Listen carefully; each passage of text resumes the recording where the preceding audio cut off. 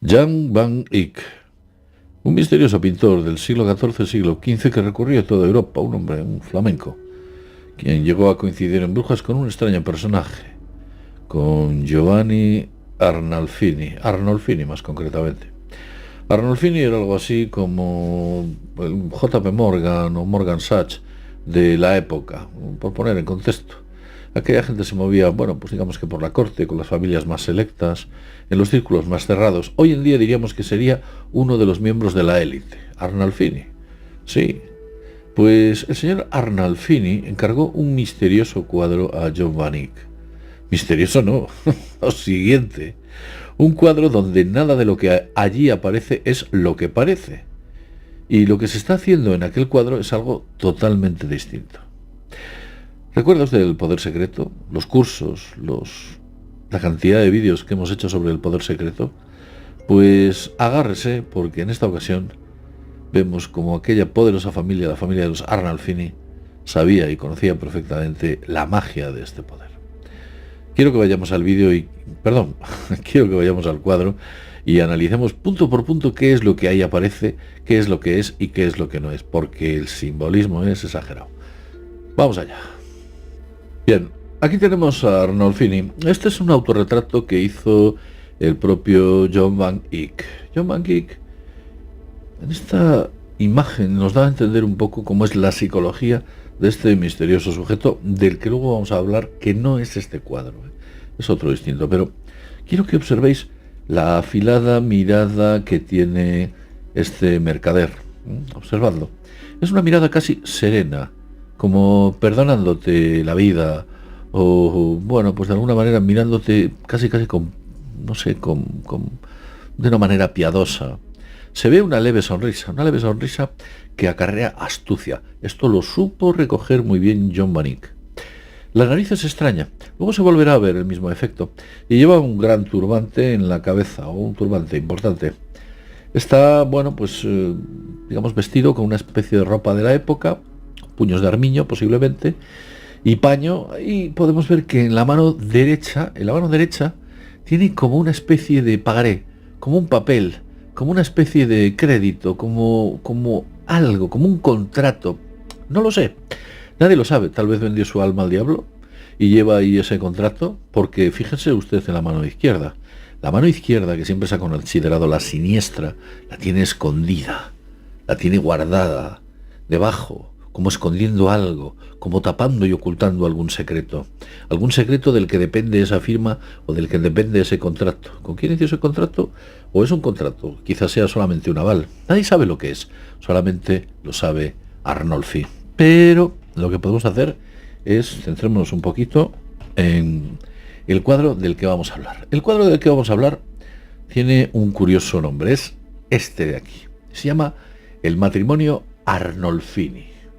Aquí vemos a Arnolfini en la parte de allá y en la parte de acá a Giovanna, que por cierto el cuadro, bueno, como veis, tiene muchos años, está oscurecido y lo que hemos hecho es aclararle, hacer una compensación de color. Después de hacer esta compensación de color, para todos va a ser mucho más fácil trabajar sobre él. Nuevamente vemos a Arnolfini con una rica ropa, un aspecto con la misma mirada, como de serenidad, como de perdonándote la vida, como de mirando hacia algún lado con casi vehemencia. Una sonrisa muy leve que por supuesto ha sabido recogerlo de manera perfecta el autor, John van Eyck, ha sabido milimétricamente poner una sonrisa ultra leve. Es algo así como un trabajo de la Gioconda. Pues en este caso lo ha conseguido. Los rasgos de este tipo son bastante finos para la época y por supuesto vemos un color muy pálido. Ellos eran pálidos así, de sangre azul, aunque Arnolfini nunca lo llegó a ser. Aparentemente, según las cejas, su color de pelo era rubio, como podemos ver aquí, pero rubio o pelirrojo, que era un color bastante habitual en la zona de la época.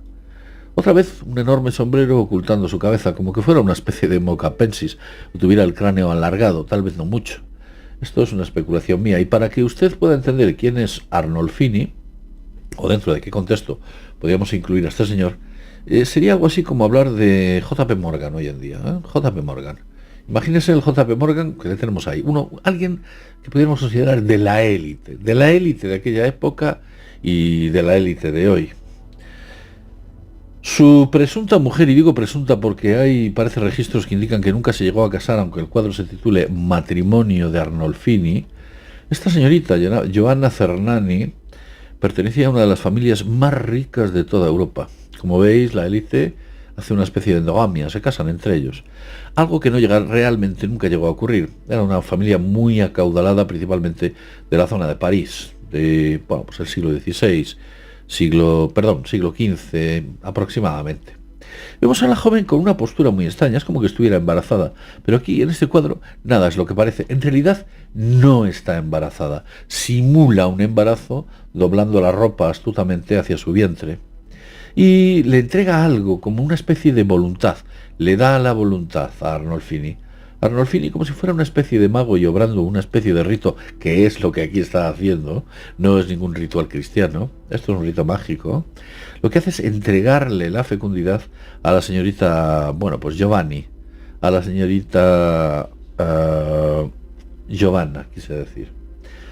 Siempre me ha parecido curioso este extraño peinado que lleva Giovanna.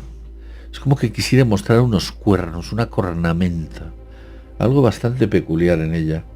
Tiene, pues una cara como de confianza, ¿no? Como que en ti pongo mi confianza. Otra cosa que debéis observar es el rosario. Este rosario que hay en el espejo, ese rosario que veis ahí, no es un rosario al uso. Un rosario al uso debería tener unas 20 cuentas. Esta en concreto tiene 29, que corresponde al mes lunar. En realidad estaban rindiendo homenaje a la luna. A la luna tiene otras connotaciones mágicas muy distintas al sol y muy distintas al cristianismo. Vale, es cierto que en el cristal que aquí se aprecia se puede ver por la parte de atrás a la familia y ha sido astutamente dibujado por John Van Eyck, quien se puede ver en este punto, muy posiblemente sea el personaje de color azul que aparece allí y que posiblemente sea la escena en la que está pintando. Pero hay otro extraño personaje de color rojo y oscuro que quizás sea alguna especie de oficiante de este ritual mágico. Y digo ritual mágico porque hay suficientes elementos dentro del cuadro como para indicar que aquí lo que estaba hablando era un clarísimo paganismo, como una especie de diosa de la fecundidad. De aquí ha sido identificada en 1000 ocasiones con la dama y el dragón. La dama y el dragón corresponde al antiguo mito de los carolingios, cuando Meroveo seduce a una doncella, o la dama del lago, en fin, cosas de este tipo que hacen referencia siempre a la fecundidad. Digamos que esta dama del lago y esta especie de ser acuático, de reptil, se mezclan entre ellos y de ahí sale Meroveo, la estirpe de los merovingios. Unos antiguos ritos o conocimiento bastante peculiar en el cual llegamos a ver incluso hasta una gárgola. Vemos una gárgola ahí, como observando muy directamente ese compromiso que hay entre ambos oficiantes. Pero es que hay más, porque incluso la cama tiene ciertos detalles, como puede ser el león, el guardián del conocimiento. Algo está vigilando y algo está guardando ahí el león. Hay más elementos, como una especie de naranjas que siempre recuerdan a las manzanas del paraíso, las naranjas que podemos considerar mediterráneas, en la que vemos 3 que lo han intentado y solo una lo ha conseguido. Una especie de indicio o de idea que ocurre. Y hay alguna cosa más interesante. Fijaos en los pies. En realidad están descalzos. En el caso del señor Arnolfini, vemos cómo ha dejado estos extraños zapatos aquí y está con una especie de medias que utilizaban al uso sobre estos zapatos. Y ella también está descalza. Aunque no se la vean los pies, se ve claramente que tiene aquí sus zapatos, como se puede ver, y están descalzos. Porque saben que la magia, o para que la magia funcione, es importante tener contacto con el suelo.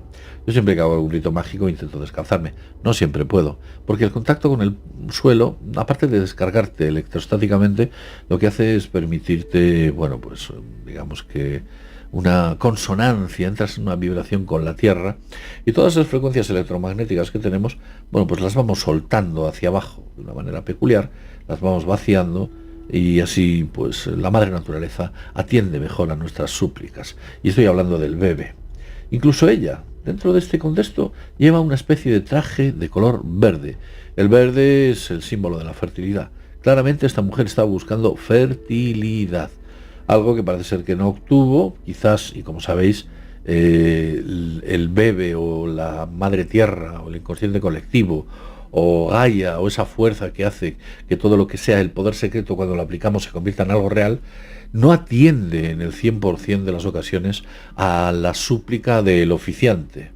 Digamos que atiende en un alto porcentaje, podríamos haber una posibilidad de atención a esa súplica de un 85%, quizás más, pero no atiende. Puede haber un 10, un 15%, un 12% de momentos en los cuales el bebé considera que no es justo entregar o dar aquello que se pide.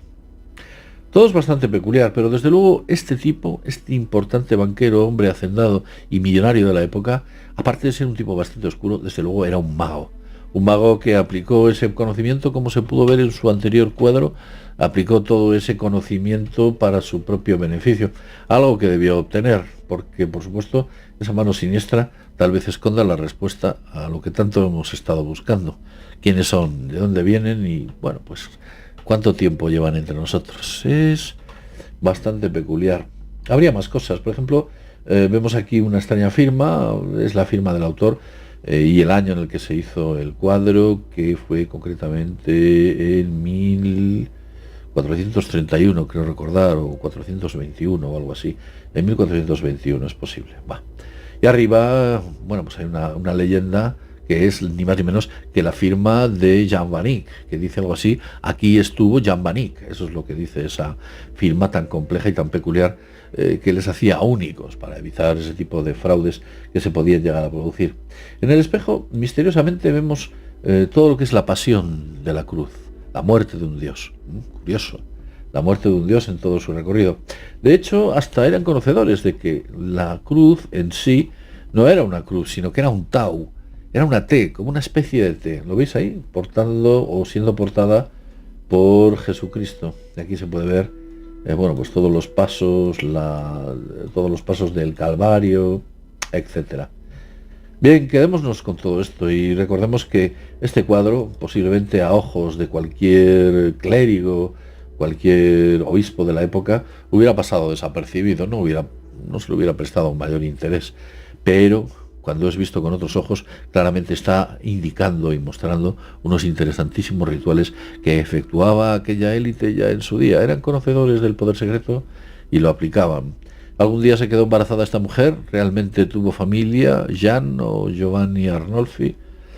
Giovanni Arnolfi, no lo sabemos, porque la historia en ese punto se queda bastante difusa. Unos dicen que sí se casó, otros dicen que no, otros dicen que nunca fue su mujer, que no se quedó embarazada, otros que sí, otros que tuvo líos y contubernios con otra serie de señoritas, aunque supongo que un hombre tan hacendado de la época era algo bastante habitual o bastante común. Hasta el extraño color rojo de la cama, que es algo que no era bastante habitual. ¿Por qué haces una cama de color rojo? ¿Qué estás buscando ahí? Rojo, flama, fuerza, poder. En fin, lo dejo en este punto. Quiero que veáis que nada es lo que parece y por supuesto en este cuadro ni hay una boda, ni hay un embarazo y ni hay un rito religioso cristiano ni de lejos. Es otro tipo de rituales. Hasta el perro que hay ahí abajo me atrevería a identificarlo dentro de lo que es el simbolismo, pero tampoco queremos entrar dentro de ese bestiario y dejémoslo en este punto. Deciros que bueno, pues es interesante ver cómo al final pues tenemos que atender a esas famosas frases que decía claramente Jordan Maxwell cuando comentaba que nada parece funcionar como nosotros pensamos que funciona y nada es como nosotros pensamos que es o como debería ser. Todo en este mundo funciona de una manera distinta, todo, absolutamente todo. Claro, estamos en el Kali Yuga. Nada es verdad, todo es mentira y la mentira es la que reina. No solo reina, sino que hasta prospera. Aquel que más mal hace y de manera más astuta es el que llega a las altas cimas del poder y a las altas cimas del control. Lo voy a dejar en este punto. Ha sido un placer estar con todos vosotros. Dar like, suscribiros a Mundo Desconocido, haceros miembros si no lo sois y por supuesto agradeceros que estéis ahí viendo estos vídeos que parecen bastante interesantes desde mi punto de vista y que por supuesto resultan muy reveladores. Sin más, desde mundodesconocido.es nos vemos en el próximo vídeo programa. Hasta pronto.